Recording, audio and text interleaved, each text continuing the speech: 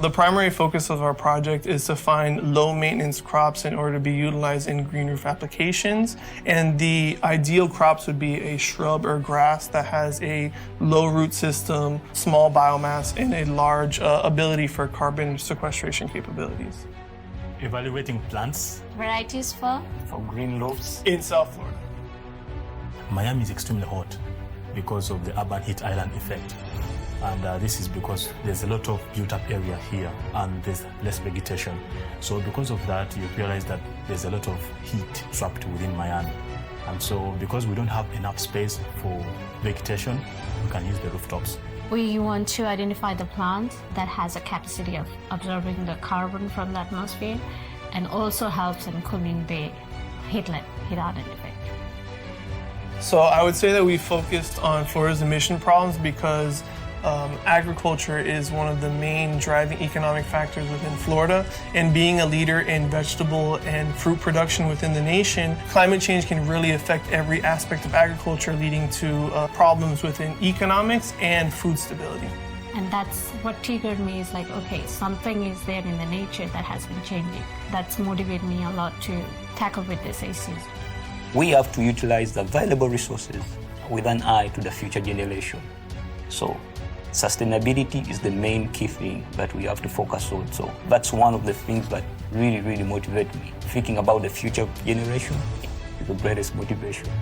So being born and raised here in Miami, I've seen lots of different changes throughout my lifetime from climate change. And so I felt like I wanted to be a part of a project that had practical solutions that can be able to be implemented very easily. The environment protection begins with you, wherever you are. A local action can affect the globe at large. So take care of the environment and ensure that you live well. Climate change affects all of us, and whatever we do, no matter where we are, contributes to this climate change. So we need to find ways of, all of us contributing to sustainability to see that we reduce the impacts of climate change. Let's continue supporting innovations and initiatives that curb this challenge. These small contributions, when put together, become big.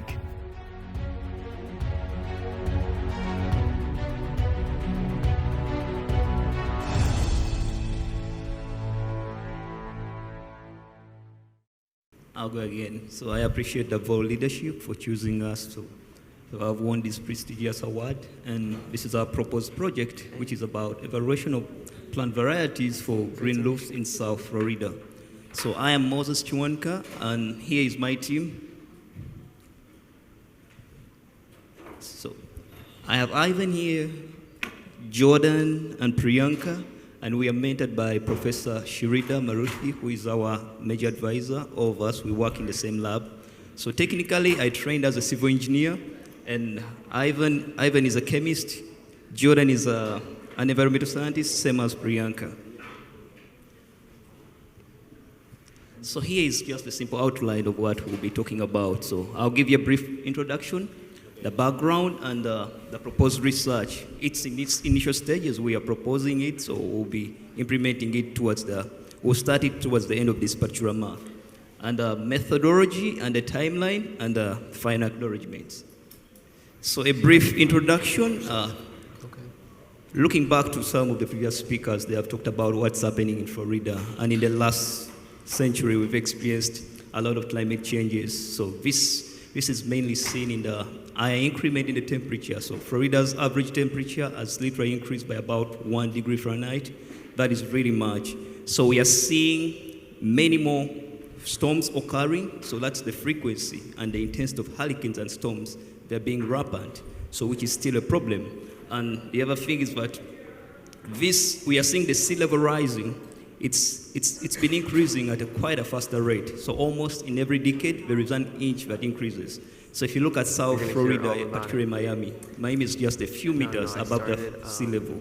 It means for any rise in the water, it can easily flood the entire area. So this has been mainly attributed to the urbanization and the population increase in the area.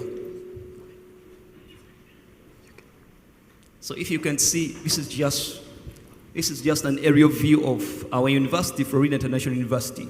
You can see the green areas here, but the surrounding parts of it are literally built up areas. So it means that we do not have enough permeable areas whereby, for example, if you receive precipitation or rainfall, most of the water ends up running on the roads instead of being infiltrated into the ground. So that's as a result of urbanization. So think about the other parts of South Florida, if just this is the smaller portion that you can see. So in order to achieve, or in order to solve these particular problems, that's why we thought about having green roofs as one of the sustainable solutions. Because currently we've seen green roofs being implemented in some of the regions within the US. Chicago has implemented that. The previous year we had that New York passed a law whereby developers are now supposed to implement green roofs on the end of the new buildings. So it's upon the civil engineers and the architects to start implementing some of these by providing sustainable solutions to curb the effects of climate. So what are green roofs? Green roofs are mainly vegetated roofs. They can either be called living roofs or vegetated roofs. You just have a waterproof membrane on the roof with a growing medium, which is the soil, and the soil must be about 3 to 5 millimeters. It shouldn't be that much, because here is the problem. If you apply a lot of soil, remember you're dealing with existing buildings. These existing buildings were designed without a consideration that you have an extra road on them. So if you're dealing with that, you need to make sure that whatever road you're adding, it must be minimal so that the building does not collapse. So they must have what we call the vegetative layer, which is the vegetation itself, and that's the purpose of this project. We are looking for that vegetation in terms of plant species. So green roofs have numerous benefits, right from the environmental benefits, the social benefits, the economic benefits, and also the beauty of the building. So what are some of these benefits? Green roofs can help us with mitigation of heat island effects. So if you look at South Florida, it's one of the hottest regions, especially in the US. And it's the main, because South Florida is the subtropical region of the United States, it experiences a lot of heat literally throughout the entire year. And from the literature, the heat does not only affect the well-off people, but also affects the low-income earners, which is a major problem. So green roofs can help in mitigating that particular problem of urban heat effects. It can help in absorbing carbon, because the ultimate goal of this project should be able to absorb as much carbon as we can from the atmosphere. The other benefit is about stormwater runoff. So if you look at urbanization, you have a lot of built-up areas. That means all those built-up areas have what we call impervious surfaces. So when it rains, a lot of water just simply gets off the roofs and ends up where? On the roads that we pass. So when you have green roofs, it will absorb some of that water. So from the survey, from the literature, green roofs can absorb about 65% of the water from the roofs. So it means that about 35% will end up in our drainage structures. In doing that, it's preventing flooding, which is one of the main problems in South Florida. If you've been in Miami, after any simple storm, you've definitely experienced some of the flooding. So the other thing is about the air quality. Green roofs can improve the air quality, which is a plus. And the last thing is decreased energy consumption. Like I said, South Florida experiences literal heat throughout the entire year. That means a lot of energy goes into cooling. So even the low-income earners can benefit from this, because the costs incurred in cooling, especially in the summer periods, it will be very minimal. This can be solved by using green roofs. So here is just an image of one of the green roofs at Florida International University, and it was a great motivation for us to set up this project. So this is now what we are proposing to do. Our primary goal is to identify resilient plant varieties, resilient in the way that if you look at the climate of South Florida, it's a bit unique and harsh, because not all plants can thrive in that particular region. So the traditional green roofs that are implemented across everywhere, they are simple grasses which can literally survive, but if you try them in South Florida, it may not work. So the main thing is for us to find plants that can withstand that particular climate of South Florida. And these plants must have specific categories. For example, they should be good at absorption of carbon. Not only plants that we can set up on the roof, if they can't help us in absorbing a lot of carbon, then it won't be very beneficial for us at the end. It must be good at reducing heat, which is very key. So the methodology is that we implement this at the Florida International University Organic Garden. whereby we'll set up six experiments, and we'll be mimicking the green roofs. So we'll have a waterproof membrane, we'll have the growing media, which is the soil, and we'll have the vegetation itself. So we'll set up 6 experiments of 6 different plants and mimic what happens on the green roof and try to see if we can absorb carbon from them and try to see the cooling that would happen.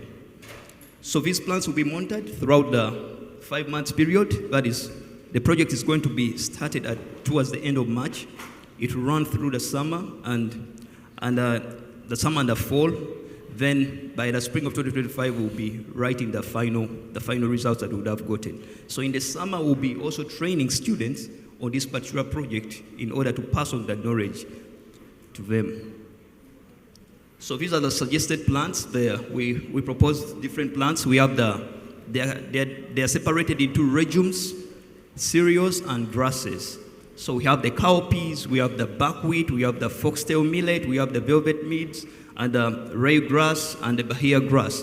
All these plants will be tried within this period to see which ones are good. So that the best 3 species will be recommended for use, especially in South Florida.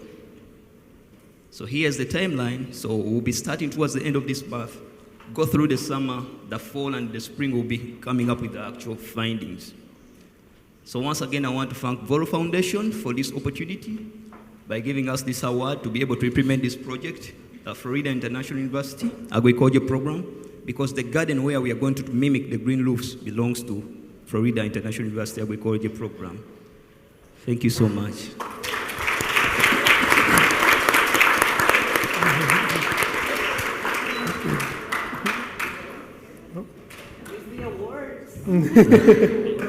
Thank you so much. Muchas gracias.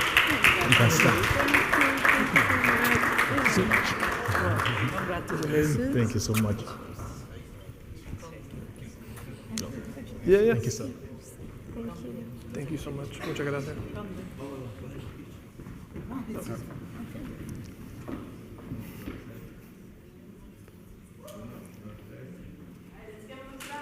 I